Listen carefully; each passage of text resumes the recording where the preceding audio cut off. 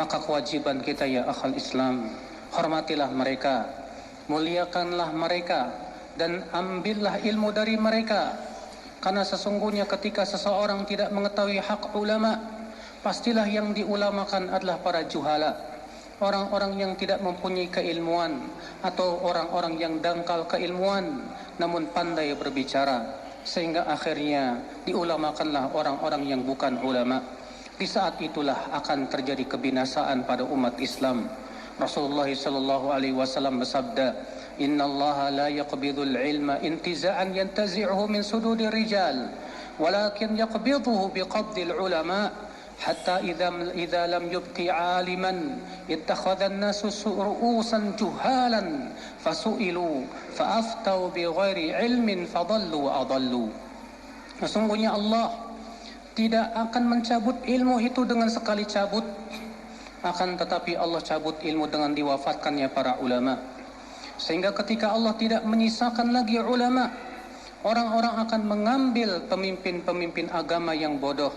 Lalu mereka ditanya, mereka menjawab dengan tanpa ilmu, mereka sesat dan menyesatkan umat al-Islam.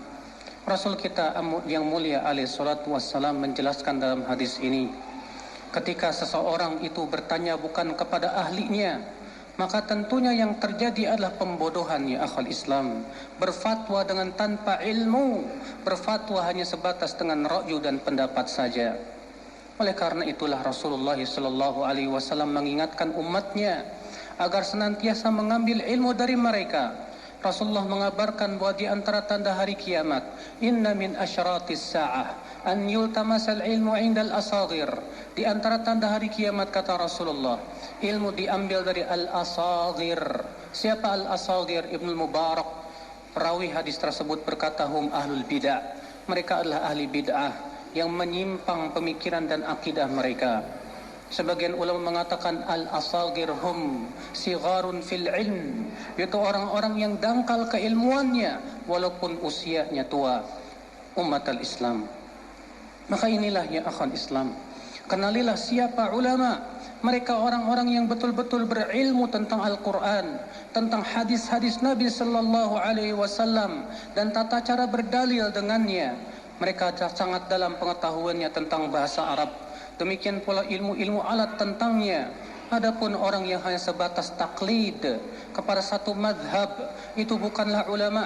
Imam As-Suyuti rahimahullah berkata, ajma'al ulama ala anna al-muqallid laysa bi'alim. Para ulama semua bersepakat bahwa orang yang hanya taklid bukanlah ulama.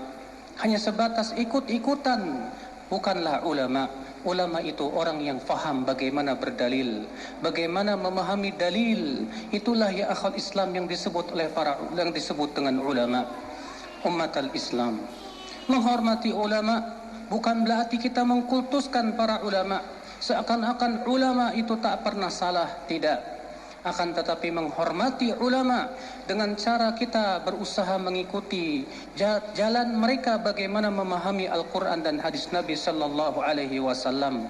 Bukan mengkultuskan bagaikan Nabi yang ucapannya lebih kita dahulukan daripada ucapan Nabi sallallahu alaihi wasallam. Tidak. Akan tetapi kita ikuti ulama ketika mereka sesuai dengan kitabullah dan sunnah Rasulullah sallallahu alaihi wasallam. Adapun apabila ucapannya tidak sesuai, maka pada waktu itu kita tidak ikuti, bukan karena kita tidak menghormati mereka, tapi tentunya Allah dan Rasulnya lebih kita ikuti. Itulah yang diucapkan oleh para ulama besar kita.